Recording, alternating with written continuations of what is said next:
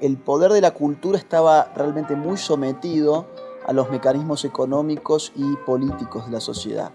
Hoy la cultura se ha inflado hasta tal punto que está por fuera del control de los mecanismos políticos, que, ojo, la siguen controlando en muchos aspectos, pero pensemos también en los económicos.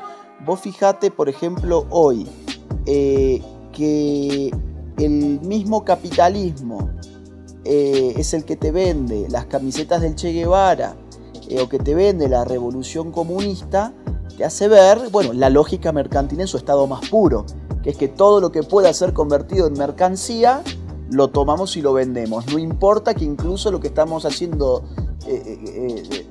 formar parte del mundo de la mercancía sea la misma revolución comunista, por ejemplo, que vendría a ser destructiva para con el sistema capitalista que la vende. Entonces, la cultura hoy ha adquirido una cuota de poder que es imprescindible para cualquiera que quiera dominar a la sociedad, digamos así.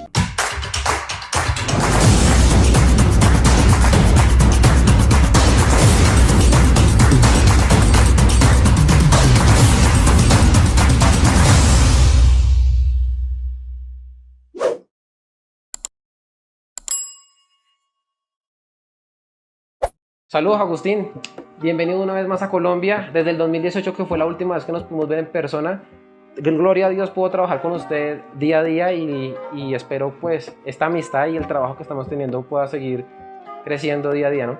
Bueno, muchas gracias, Santi, por invitarme a tu canal y a tu espacio y por haberte acercado, vos que no sos de Bogotá, pero viajaste 5 horas en auto para poder reunirnos y salimos a comer, la pasamos muy bien y ahora estamos filmando este video.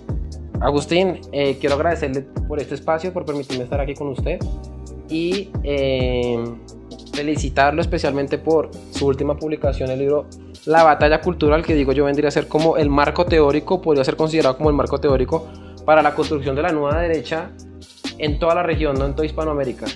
Entonces espero siga siendo un éxito, porque hasta el día de hoy está siendo un éxito, mucha gente lo está comprando en todo el mundo.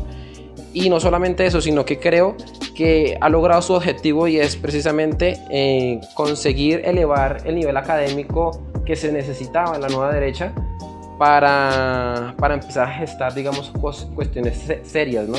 Mirá, yo estoy muy contento porque fue un trabajo de muchos años, muy interrumpido. Si yo hubiese tenido tiempo para dedicarme exclusivamente a esto, lo hubiese hecho mucho más rápido, pero como no disponía de ese tiempo, se me fue el tiempo, digamos así.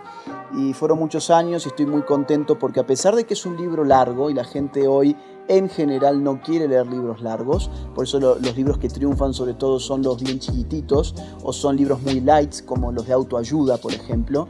Eso es lo que hoy triunfa en el mercado del libro. Bueno, curiosamente este libro, que es un libro largo, que es político, filosófico, sociológico, histórico al mismo tiempo, tiene un nivel de profundidad importante, diría yo, y aún así está triunfando también en el mercado. Es decir, hay mucha gente que lo está comprando, hay mucha gente que lo está leyendo y bueno, me siento muy feliz por eso. Bueno, excelente. Ya para entrar a hablar del contenido en especial del libro, en el primer capítulo se habla de definiciones sobre lo que se conoce como cultura, y si yo digo, de hecho lo reconozco precisamente porque usted lo cuenta muy bien a través de su pluma en el libro, la palabra cultura o el término cultura significa muchas cosas, ¿no? Y a la vez puede significar absolutamente nada. Veo que usted dentro del libro maneja 2 o 3 conceptos, sí, acepciones del término cultura. ¿Con cuál se siente usted más cómodo, sabiendo que al final del primer capítulo usted dice que esto puede llegar, digamos, a depender de cierto contexto, pero no sé si en un contexto político, digamos, tan complejo como el que vimos aquí en Colombia, nos puede recomendar uno en comparación al otro? Bien, vamos a ver, yo te diría cada sentido de cultura tiene su especificidad, y el problema es que usamos la misma palabra para decir cosas que son distintas. Yo no diría que hay un concepto que a mí me gusta más que otro. En todo caso, sí, yo puedo encontrar menos utilidad en los conceptos súper amplios de cultura. Por ejemplo, ¿qué es la cultura? Todo lo que el hombre hace. Bueno, eso es, digamos, tan amplio que pierde su capacidad de significación.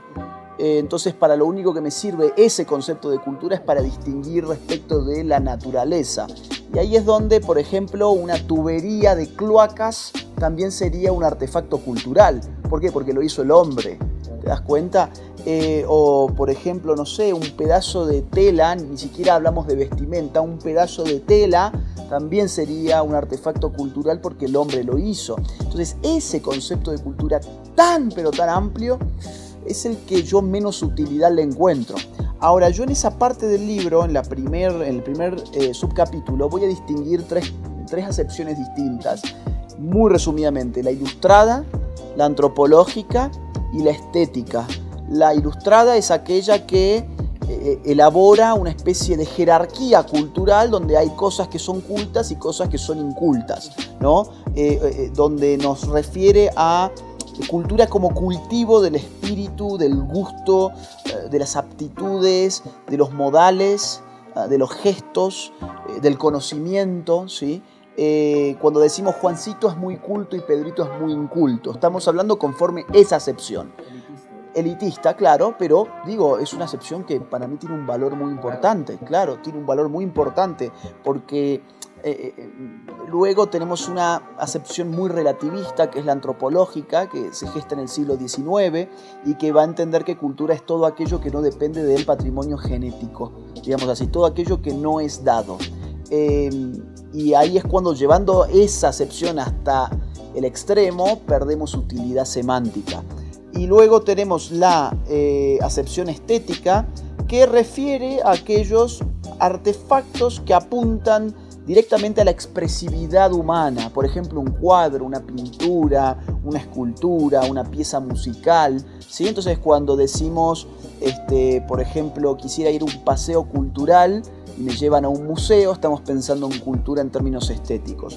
Yo creo que esas tres acepciones tienen sus pros y sus contras, tienen sus luces y sus sombras a la hora de pensar la batalla cultural. Pero esas tres acepciones están involucradas cuando hablamos de batalla cultural. Y cerrando la respuesta porque se ha hecho un poco larga, por ejemplo, la acepción antropológica. Claro, cuando hablamos de normas, valores, creencias, costumbres, tradiciones, lenguajes, todo eso, estamos pensando en cultura como una acepción antropológica. Y ahí la batalla cultural, digo, tiene su eje. O por ejemplo, cuando decimos, bueno, hay formas, digamos, más elevadas que otras para poder formarse en una batalla cultural, estamos refiriendo una acepción ilustrada. O cuando decimos qué importante que son por ejemplo, son los museos, qué importante que es el arte, qué importante que es el cine, el teatro para dar una batalla cultural, estamos pensando en una acepción, la literatura, estamos pensando en una acepción más que nada estética. Entonces yo creo que las tres acepciones son útiles, solamente que uno tiene que ir mirándola cada una en su especificidad. Bueno, decir a las personas que nos están viendo y que nos van a ver posteriormente en este video que este libro cada tanto por tanto tiene muchas citas bibliográficas. Yo creo que si alguna persona intenta escribir un libro con tanta cantidad de citas bibliográficas, probablemente dilatará mucho la publicación de ese libro, ¿no? Y es de admirar que de una vez por todas Agustín lo hubiera publicado con tanta rigurosidad. Entonces lo felicito por eso. Gracias. En ese mismo capítulo hay un subcapítulo que usted ha llamado ¿qué es una batalla cultural? Y allí en ese subcapítulo nos habla precisamente de cómo intenta relacionar la batalla como una especie de guerra, y también nos habla de resistencias, ¿no? Frente a esa revolución que se da constantemente dentro de la propia cultura, ¿no? Y entonces en ese orden de ideas yo me doy cuenta que efectivamente es necesario poder identificar y relacionar lo que es la guerra con la batalla. No sé si estoy equivocado o no. Sí, esa relación yo no la planteo en el libro, es decir, pero ha surgido en otras conversaciones, y es que la batalla cultural, ¿por qué no la guerra cultural? Me han preguntado. Y yo diría porque las guerras se componen de batallas, y acá en todo caso hay una guerra por el poder, que está compuesta por distintos tipos de batallas. Las batallas políticas, electorales, que ahora van a tener una acá en Colombia ustedes, por ejemplo, que tiene otra lógica distinta de la lógica de la batalla cultural. La batalla cultural propiamente dicha, las batallas armadas, las batallas económicas, las batallas informáticas. Entonces hay distintas lógicas de batalla. Yo acá explico una, la batalla cultural, y en alguna parte del libro la pongo en relación directa con las batallas políticas, porque hay una simbiosis ahí. Ahora, ¿por qué el lenguaje belicoso? Guerrillero cultural. Exacto. Y bueno, porque, digamos, la cultura, y esto yo lo explico en el capítulo 3, con el advenimiento de la modernidad, se empieza a concebir como un campo de intervención deliberada del hombre donde se producen conflictos que van a ser interpretados como batallas. Entonces yo, por ejemplo, hablo de Saint-Simon, bueno, de mucha gente que no viene ahora al caso, donde ellos empiezan a hablar de los artistas como si estuviesen hablando de soldados, de la vanguardia, sus armas son sus plumas, dicen por ahí, por ejemplo. Y yo entonces digo, claro, están viendo la cultura como un campo de batalla.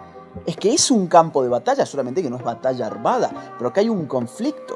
Hay un conflicto que es político, porque divide el campo en amigos y en enemigos, pero el conflicto se enmarca y se vive como una batalla, y por eso creo que hablarlo en esos términos sirve para pensarlo mejor. Agustín, en la segunda parte de este libro, capítulo 2, se habla también de el advenimiento de la modernidad, más o menos lo que usted comentaba anteriormente. Es necesario identificar y saber, digamos, de antemano de que, por ejemplo, las primeras batallas culturales fueron necesariamente, no sé, siglo XV, por ejemplo, con la revolución luterana, con Martín Lutero, se podría, digamos, identificar que en la imprenta como revolución tecnológica permitió, digamos, llevar adelante una primera revolución cultural, y de allí en adelante poder desarrollar también y tener muy presente lo que es el significado, lo que es la imagen, que posteriormente lo vamos a desarrollar también dentro del libro y le das mucho protagonismo. Pero hasta qué grado, digamos, podemos retrotraernos en la búsqueda, digamos, del sentido de la batalla cultural. Ese segundo capítulo apunta a mostrar cómo la cultura estaba engarzada hasta tal punto con la religión que se confundían. Hablar de cultura y de religión era prácticamente una y la misma cosa. La vida cultural pasaba en los pueblos premodernos, ¿sí? O en las sociedades premodernas, pasaban sobre todo por las instituciones religiosas y por una concepción religiosa de la vida, del hombre y del mundo. Entonces, en ese marco yo digo, no hay batallas culturales, hay batallas religiosas. Toda batalla cultural, en verdad, es una batalla por una interpretación religiosa del mundo en ese contexto. En cambio, en la modernidad, en el advenimiento de los tiempos modernos, la cultura y la religión se separan. Es decir, empiezan a surgir una serie de mecanismos tecnológicos, entre los cuales vos has mencionado uno, que es la imprenta, pero además empieza a generarse toda una serie de procesos que podríamos decir así son propios de la historia de las ideas, donde la cultura se va separando de la religión y empieza a tener otros centros de constitución. El Estado, ¿sí? Asociaciones civiles, grupos de literatura, todo sin estar bajo el amparo de una religión. Entonces, yo te diría, la revolución de Martín Lutero es quizás la última gran batalla religiosa en Occidente, y es la que determina también y está incrustada en la puerta de la propia modernidad. Por eso no es una coincidencia que eso haya sido así. Ahora, claro, las batallas culturales podemos empezar a verlas, yo te diría, claro, a partir del siglo XVI, XVII, con gran fuerza en el XVIII. Yo me concentro mucho en la Revolución Francesa en tanto que batalla cultural y no solo política, y por supuesto en el siglo XIX y XX, por el mismo desarrollo de las tecnologías de la cultura, como el cine a fines del siglo XIX, la radio a principios del siglo XX, la televisión en la segunda mitad del siglo XX. Bueno, eso ya directamente nos dan un mundo que está permeado por completo por una lógica cultural que se abre a la noción de batalla. Excelente. En el capítulo 3 lo has titulado Experiencias Modernas y empieza hablando de destrucción creativa, relegando y construyendo el orden social, hacia el surgimiento de la ideología, y uno puede ver en cada uno de estos subcapítulos que se va desarrollando, digamos, esa necesidad de, digamos, contemplar la correlación entre lo que es batalla cultural con algo de racionalidad que surgía, digamos, en la propia modernidad y que al día de hoy, en un tiempo posmoderno o de modernidad líquida, aquí también uno puede ver que cuando Agustín Laje habla de posmodernidad no siempre utiliza el mismo término para referirse exactamente a lo mismo, sino que utiliza diferentes términos, porque se da cuenta que es difícil poder identificar el tiempo en el que efectivamente nos estamos moviendo. Exacto. Por lo mismo loco que es, ¿no? Por lo mismo revolucionario que puede llegar a ser, pero identificando, no sé si estoy mal, usted me corregirá y para allá voy, que efectivamente la modernidad por lo menos cargaba algo de racionalidad y debemos retrotraernos, digamos, a esa racionalidad para poder llevar adelante lo que es una batalla cultural. No sé si va por eso. Mira, Max Weber por su lado y después otra gente como Horkheimer y Adorno entendieron la modernidad como el avance de un tipo de racionalidad. La racionalidad instrumental le va a llamar Adorno y Horkheimer. Max Weber va a contemplarla como acción racional hacia un fin, de un medio hacia un fin, ¿sí? Acción racional fundada en el fin de la acción, orientada al fin, dice Weber. Y eso, entre otras cosas, es lo que produjo esta separación de las esferas, donde cada esfera del sistema social tiene su propia racionalidad orientada a su propio fin. Por ejemplo, ¿cuál es el fin de la economía? La rentabilidad, digamos, el ingreso, ganar económicamente hablando. Vamos a hacerlo bien simple. ¿Cuál es el fin de la política? Bueno, adquirir o conservar el poder, ¿sí? Ahora, ¿cuál es el fin de la cultura? Bueno, el fin de la cultura, podría decir alguien, es la expresividad. El fin es la expresividad, sí, pero a través de la expresividad miramos el mundo y construimos culturalmente el mundo. Entonces, ese fin implica efectos de poder que cualquier proyecto de dominación quisiera hacerse de ese fin. A ver, sin divagar demasiado y sin irme demasiado por las ramas, porque el libro es complejo y entonces yo voy pensando distintas partes del libro mientras te hablo de esto. ¿Cómo podemos caracterizar a la modernidad como una etapa en la que el sistema social especializa sus distintos subsistemas? La política aparece claramente definida, ya por fuera de la religión, Estado, Iglesia y asuntos separados, por ejemplo. Eso sería un lema muy moderno, ¿no? La economía tiene su propia lógica, la cultura tiene su propia lógica, y cada uno tiene que funcionar de acuerdo a su propia lógica. Ahora, ¿cómo funciona la posmodernidad? Bueno, yo digo, la cultura en la posmodernidad adquiere tal magnitud, adquiere tal relevancia, que sin darnos cuenta, o quizás nos estamos empezando a dar cuenta ahora, infiltra las otras esferas funcionales de la sociedad. Entonces, hoy nadie podría concebir la política sin estar empapada de cultura. Digo, las campañas electorales están empapadas de cultura. Hoy los grandes temas de la política parecen ser la cultura. Hoy quien no sabe manejar una red social, que una red social es un gran aparato cultural, pues no puede hacer política, ¿no? ¿Y qué pasa con la economía? Bueno, con la economía pasa lo mismo. Es decir, la economía mercantilizó la cultura con el advenimiento de la modernidad, y ahora la cultura se difunde a velocidades impresionantes gracias a los mecanismos económicos que la han mercantilizado. Entonces hay una relación simbiótica entre estas esferas que está muy acelerada en esta época y donde la cultura parece fluir por todos los circuitos sociales.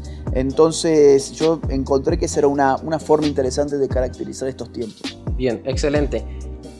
La cultura pareciera que anteriormente estaba siendo condicionada por la política, es decir, los movimientos revolucionarios políticos llegaban y lo primero que hacían era utilizar la esfera cultural para poder ganar legitimidad, ¿no? Claro. Al día de hoy pareciera, y eso está presente en la parte de la batalla cultural cuando se habla especialmente del sentido de la batalla cultural, es que la cultura está condicionando a la política. Sí, en gran medida la cultura ha sobrepasado las posibilidades que tiene, por ejemplo, el Estado de controlarla. Entonces ahí tenés un clarísimo ejemplo muy bien puesto por vos, que es que en algún otro tiempo la relación, el poder de la cultura estaba realmente muy sometido a los mecanismos económicos y políticos de la sociedad. Hoy la cultura se ha inflado hasta tal punto que está por fuera del control de los mecanismos políticos, que, ojo, la siguen controlando en muchos aspectos, pero pensemos también en los económicos. Vos fijate, por ejemplo, hoy, que el mismo capitalismo es el que te vende las camisetas del Che Guevara o que te vende la revolución comunista, te hace ver, bueno, la lógica mercantil en su estado más puro, que es que todo lo que pueda ser convertido en mercancía lo tomamos y lo vendemos. No importa que incluso lo que estamos haciendo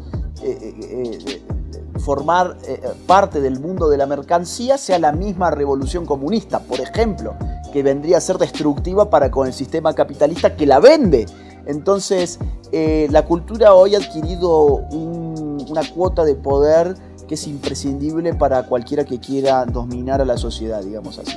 Bien, excelente. Capítulo muy interesante, capítulo 5. Y digo yo que es muy presente, digamos, hace poco vimos que Elon Musk compró Twitter y muchas personas estaban celebrando esto como un hito en la libertad de expresión, ¿no? Sin embargo, vemos que a su vez los grandes representantes políticos están viendo a su vez limitada su expresión porque los medios comunicacionales digitales tienen sus propias políticas que no le permiten, digamos, poder dejar que ellos se expresen como quisieran, ¿no? Es por eso que aquí Agustín nos habla, por ejemplo, de la construcción del mundo de la imagen. La pantalla televisiva absorbe lo político, el mundo online como estadio más duro del mundo de la imagen. La imagen ya empieza a ser protagonista en el escenario político. Nos colocabas aquí en el libro también y se hablaba también de esos debates en donde anteriormente simplemente se escuchaban. Eran debates muy ricos, muy prolíficos, pero con la revolución de la imagen, cuando ya estamos enfrente de la televisión y podemos ver, digamos, una serie de fotogramas de estos candidatos políticos allí dando a entender, están más preocupados por su imagen, sí, más que por el contenido como tal, ¿no? Entonces pareciera que esto estuviera manipulando a su vez o intentando llevar adelante una batalla cultural diferente, ¿no? Sí, la imagen es crucial para el mundo contemporáneo de una forma que no lo había sido nunca antes. Es decir, nuestra cultura era una cultura del libro. No hay ilustración, por ejemplo, no hay filosofía de la ilustración sin una imprenta. No hay mundo moderno sin imprenta. Volvemos a lo anterior, ¿no? Ahora, esa cultura fundada en el libro ya no existe más, y esa es la verdad. Es decir, nosotros estamos hablando de un libro, pero hoy se celebra cuando un libro vende, un libro que venda mucho y, no sé, digamos, 20.000 copias, 25.000 copias, 50.000 copias. Bueno, vos fijate cuánto se ve de YouTube. Este mismo video va a superar probablemente la cantidad de lectores que tenga este libro. Entonces nuestra cultura ha cambiado. Nuestra cultura ya no es una cultura de la palabra, no es una cultura del texto, sino que es una cultura de la imagen. Eso es lo que yo quiero marcar ahí, ¿no? O sea, la humanidad, para hacerlo muy esquemático, pero creo que es ilustrativo, ha pasado por una fase de oralidad, ha pasado por una fase de escritura, y ahora el órgano que domina es el ojo que mira no el texto sino la imagen. Entonces, si esto es así, donde se está jugando primordialmente la batalla cultural es en la imagen misma. Y yo ahí cuento un debate muy interesante que tuvieron Richard Nixon y Kennedy en las elecciones de los años, bueno, esto que fue fines de los 60, y fue el primer debate que se televisaba. Y quienes miraron el debate por la televisión dieron por ganador a Kennedy. Quienes escucharon el debate por la radio dieron ganador a Nixon. ¿Eso qué significa? Significa que tenía razón Marshall McLuhan, un gran teórico social y teórico de los medios, cuando en su libro Comprender los medios de comunicación decía, y empezaba así, el medio es el mensaje. ¿Qué significa esto? Que el mensaje no es independiente de la tecnología que lo vehiculiza. vos podés recibir el mismo mensaje, entre comillas, por la radio o por la televisión, pero tu valoración va a ser distinta de acuerdo a qué medio hayas usado para utilizarlo, para recibirlo, quiero decir. Entonces, ¿cuáles son los mensajes que hoy recibimos sobre todo y los que inundan nuestras vidas? Son imágenes. Entonces, quien domina el mundo de la imagen, que significa dominar la creación de imagen, la distribución de imagen, es quien gana una batalla cultural, en gran medida. En la televisión, ese ejemplo concreto, pareciera que los políticos eran los dueños y señores, especialmente del mensaje, porque no podían recibir el feedback del televidente, ¿no? Ejemplo colocado aquí en este libro. Sí. Con la irrupción de las redes sociales, al parecer ya el televidente o la persona que puede ver ese contenido es partícipe a su vez de ese mensaje político. Cambia esto por sentado y tras del hecho le quita como el monopolio al político que está generando, digamos, algo diferente desde allí, dándole un giro a la tuerca, ¿no? Mira, yo constantemente estoy diciendo en el libro que la posmodernidad implica la caída de las fronteras que separaban las cosas de una manera muy clara. Separábamos política, economía y cultura de una manera muy clara. Ahora ya no podemos hacer más eso, que es lo que hablábamos recién. Ahora, antes separábamos emisor y receptor de una forma muy clara. Cuando hablábamos de medios de comunicación masiva, bueno, ¿quién es el emisor? ¿Quién está ahí produciendo y distribuyendo el mensaje? ¿Quién es el receptor? El que lo recibe. Pero ahora emisor y receptor están confundidos en las mismas personas, porque lo que te ha permitido Internet y sobre todo la web 2.0 ha sido convertir a los receptores en emisores, ¿sí? Y viceversa. Entonces, eso para el político significa un desafío, ya que está expuesto a un feedback permanente de lo que él hace y de lo que él dice. Y esto también pone en aprietos a los medios tradicionales de comunicación que habían sido fundados sobre la división estricta del emisor y del receptor. Cuando el receptor empieza a tener a su disposición espacios donde comentar una noticia, poner un dislike, ¿sí? O castigar a un medio de la forma que sea, es cuando ese medio se encuentra en problemas. Y por eso hoy se ha creado la ideología de las fake news, porque fake news ha habido siempre y los principales productores de fake news han sido los medios de comunicación. Pero ahora hay un alarmismo por el fake news acusando a todo lo que no sean medios tradicionales. Todo lo que no sean medios tradicionales, que son los principales mentirosos de la sociedad, todo es un peligro porque todo puede darte fake news, salvo los medios tradicionales, que son los mismos que encubrieron al hijo de Joe Biden hace muy pocas semanas, ¿sí? Muy pocos meses, para darte un ejemplo totalmente fresco. Excelente. 3 subcapítulos que vale la pena resaltar aquí y elogiar: el espacio público digitalizado, nueva arena política, formas del poder panóptico 2.0 y psicología digital. Y el último, uno de mis favoritos, hacia un leviatán global. Lo dejan signos de pregunta, ¿no? Muy importante esto porque ahorita, o bueno, anteriormente se sabía, ¿no? Que si usted quería dar un discurso político, se iba a la plaza pública. Sí. Ahorita la forma en la que usted puede dar un discurso político es una red social privada. Se ha privatizado efectivamente los medios para hacer política. Es lo que estamos viendo con todo esto. Ahora voy al punto, pero me hiciste acordar de una cosa muy importante, que es, fíjate vos qué importante es la imagen hoy para la política, que vale más una manifestación con 50 manifestantes que reciba una buena fotografía, ¿sí?, que una manifestación con 50.000 manifestantes que no recibió ninguna fotografía o ninguna captura de video, ¿no? Hasta ese punto, digo, determina la imagen hoy la política. Si no está en una imagen, no existió. Si no está hoy en una imagen, la imagen consagra, le da dignidad ontológica al acontecimiento hoy en día. Pero bueno, más allá de eso, sí, lo que vos comentabas recién es efectivamente así. Ya no existe más el espacio, o digamos, no es que ya no existe más, es que si uno ve dónde se hace la política todos los días, se hace en las redes sociales. En el espacio real, en la plaza pública, de vez en cuando hay alguna marcha, algún meeting político, pero son rarezas. son eventos en peligro de extinción, digamos así. Hoy la política pasa por las redes sociales, por eso el militante ya no es quien está pegando carteles en la vía pública. Eso también es parte de la vieja política. Hoy el militante es el experto de Big Data, es el experto de marketing político y es el troll que está con sus distintas cuentas de redes sociales tratando de generar alguna tendencia por Twitter. Entonces, evidentemente, si yo cierro las redes sociales para ciertos grupos políticos, lo que estoy haciendo es prohibiéndoles su expresividad política. Y la democracia se basa en que los sujetos políticos tengan libertad de expresión para concurrir al debate público en una igualdad ante la ley. Bueno, último capítulo, y diría yo el más importante, la verdad es uno de los que más he disfrutado porque tiene una actualidad increíble.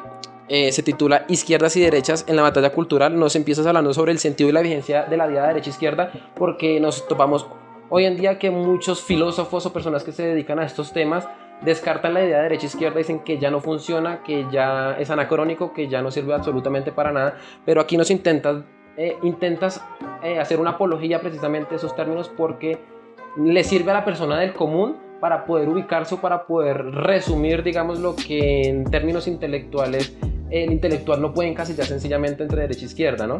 Y nos cuentas ejemplos como en toda la vida dentro de la Biblia, por ejemplo, en otras religiones, que aquellas cosas positivas van a la derecha y aquellas cosas que no aportan o simplemente son negativas van a la izquierda, ¿no? Nos das infinidad de ejemplos y que pareciera que esto siempre ha tenido vigencia e intentas sostener que esto es así. ¿Crees que se puede sostener y es eficiente, digamos, al día de hoy?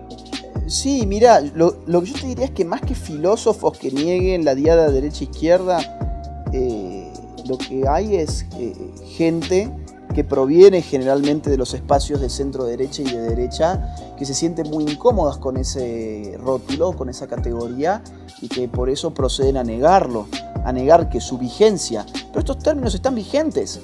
Basta tener una conversación allá afuera con cualquier persona sobre política y estos términos aparecen, porque son las coordenadas básicas de las ideologías políticas desde la modernidad de la Revolución Francesa. A ver, desde la revolución moderna por antonomasia, que ha sido la Revolución Francesa hasta hoy, las coordenadas ideológicas en la política han sido derecha-izquierda. Y estas coordenadas tienen una ventaja sobre otras, y es que permiten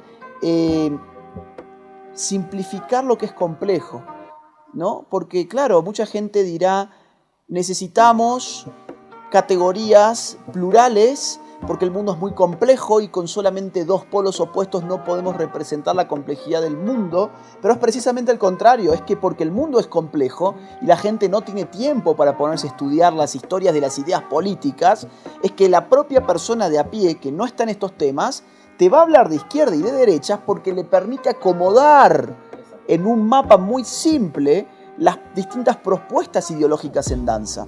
Entonces, y además derecha-izquierda tiene otra ventaja que es su vacuidad.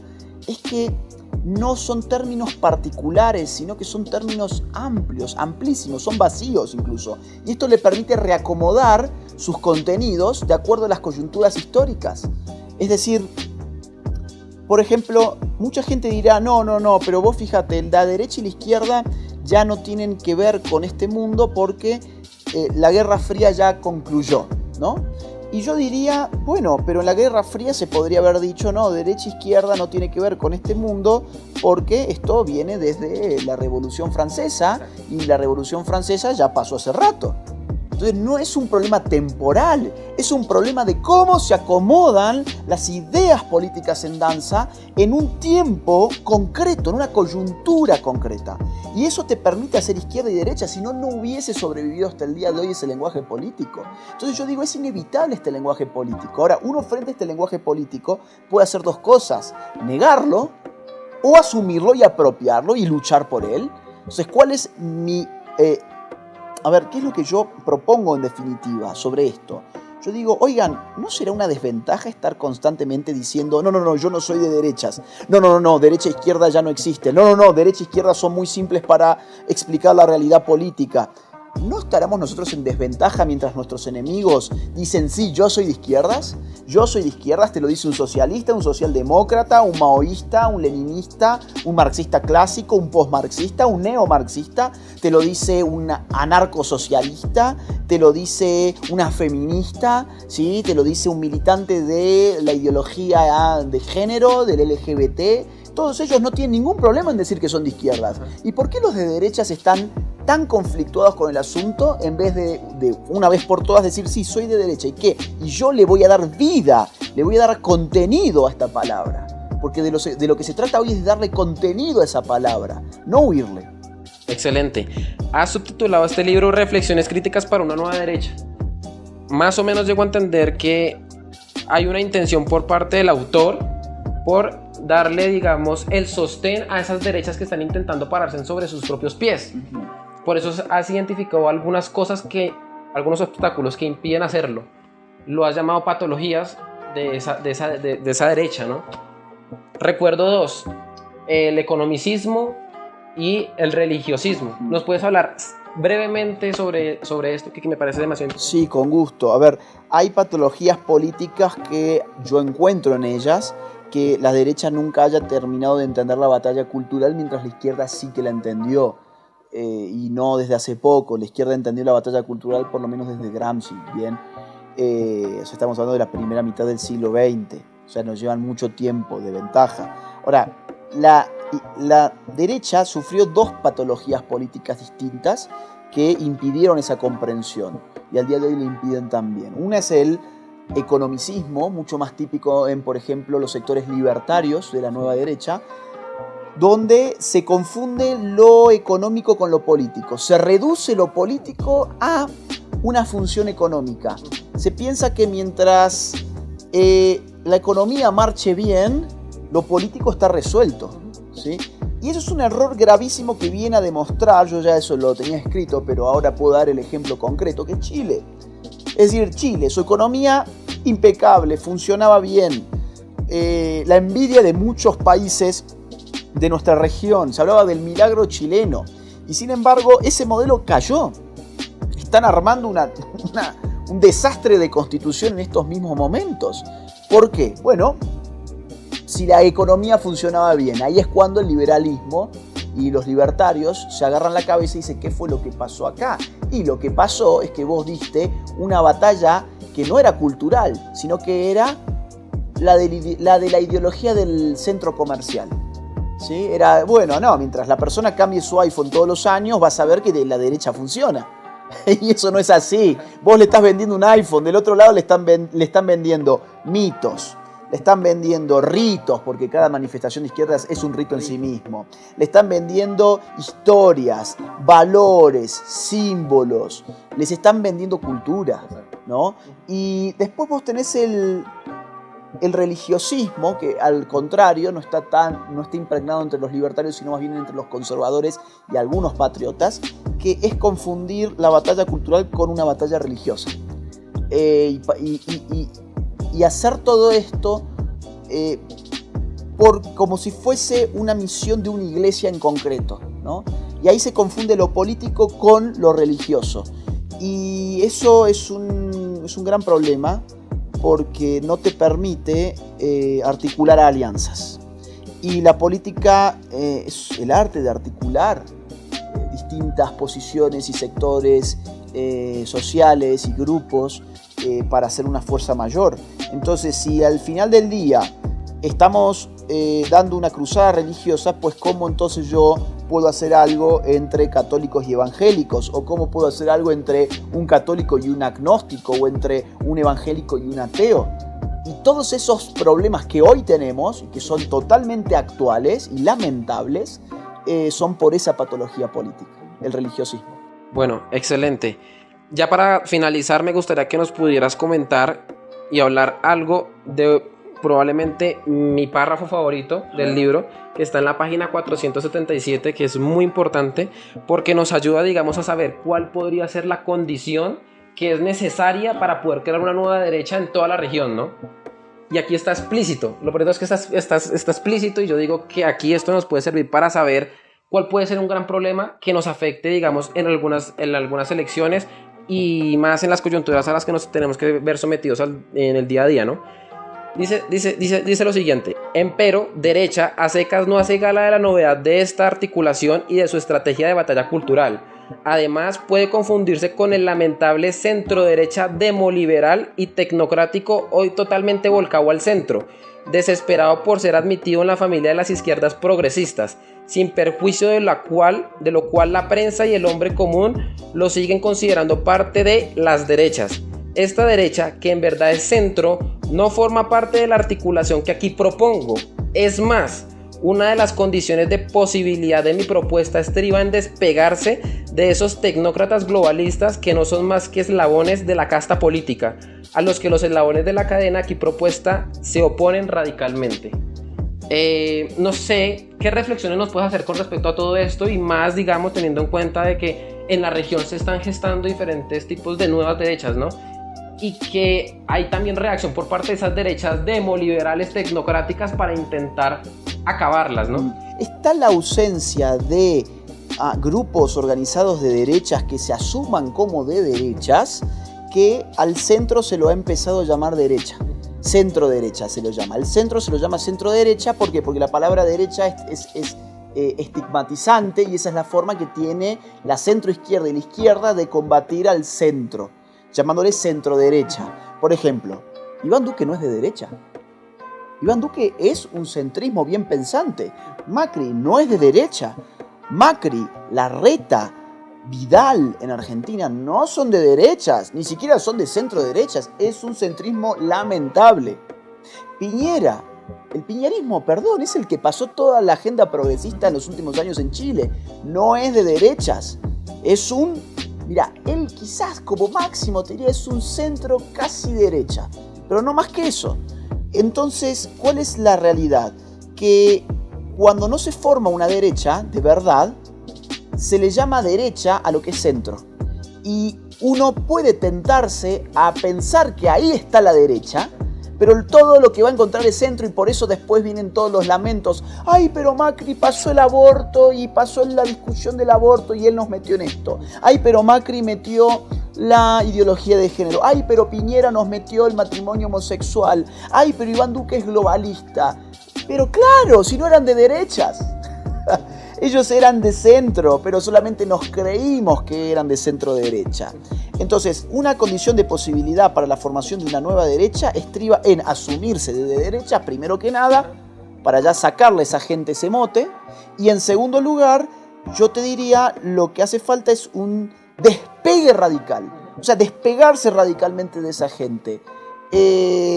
Y por supuesto, quizás electoralmente nosotros estemos por debajo de esa gente que es una casta política, lo digo ahí. Es decir, los primeros años estaremos por debajo. Mirá Javier Milei, salió tercero y no pudimos más que ponernos súper contentos todos, y ahora, menos de un año más tarde, hoy es presidenciable. Es presidenciable.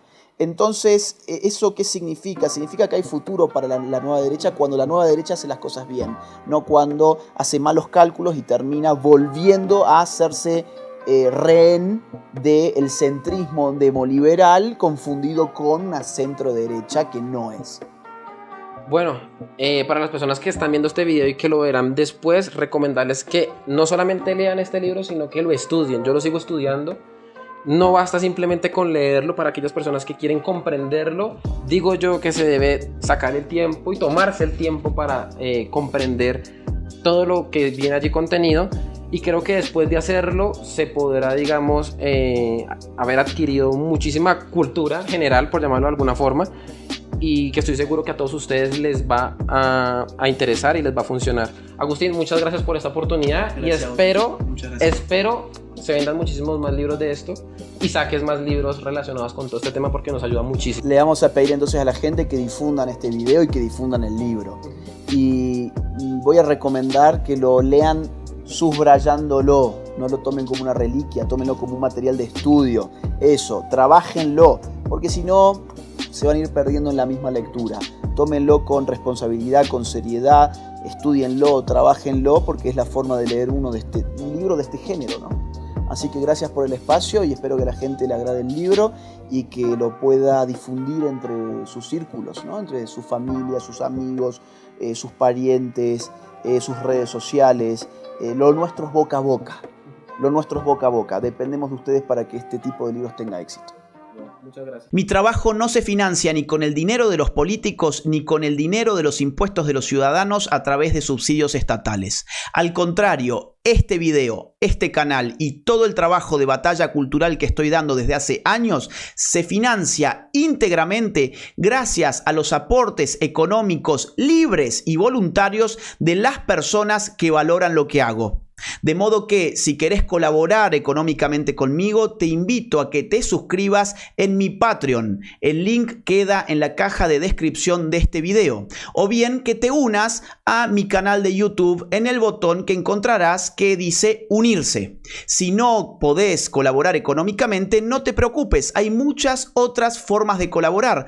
Por ejemplo, difundiendo este video en tus redes sociales, en tus grupos de WhatsApp y en todas las plataformas que consideres oportunas. Muchas gracias desde ya.